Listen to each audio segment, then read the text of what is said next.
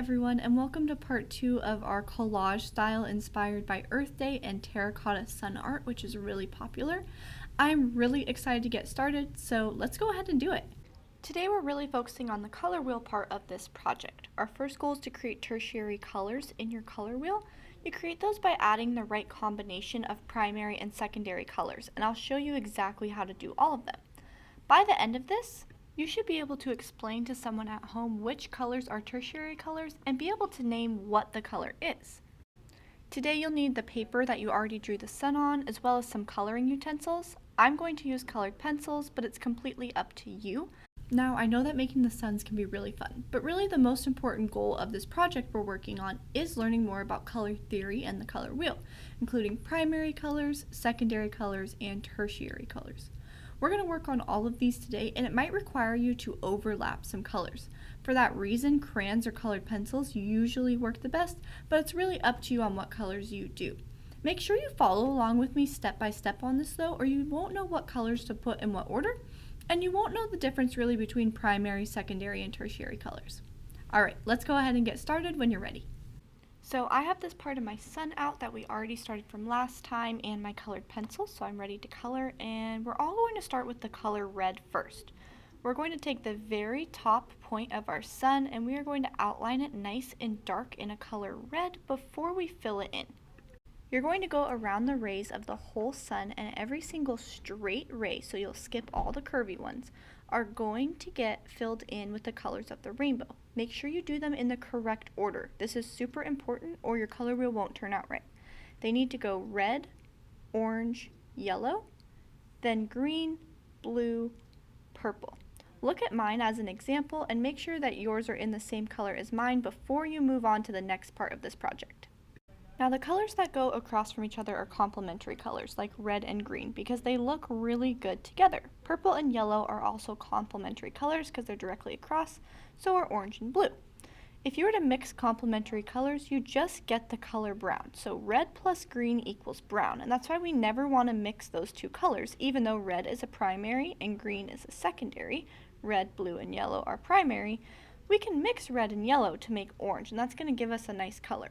We can mix blue and yellow together to make green. We can also mix blue and red together to make purple. That's why those three primary colors are super important. On one side of the sun, we also have warm colors, red, orange, and yellow, and on the other side of the sun, we have cool colors, which are purple, blue, and green. Knowing all these different types of colors, which are primary, which are secondary, and which are warm and cool, are super important. Now we're going to work on the tertiary colors, which is one primary and one secondary color mixed together. Red and orange mixed together would give you red, orange, right? Red and green are primary and secondary colors, but remember what happens if we mix those together? Those are brown. So we need to take our two primary colors, red and yellow, to make a secondary first, which makes orange. Then we can take a primary and a secondary that's next door and mix them together to make a tertiary color. I'll show you. To do this, we'll need to get our red and our orange color out, and we're going to overlap. So first I'm going to outline just like we did last time. And I also need to make sure that I'm outlining in both colors because remember we're mixing these colors together. Then I'll put one color down first, and I'm going to do it a little bit lighter than normal before I add the next color over the top so that they combine together to make one tertiary color, red, orange. You are going to recreate this process all the way around to create all 6 tertiary colors.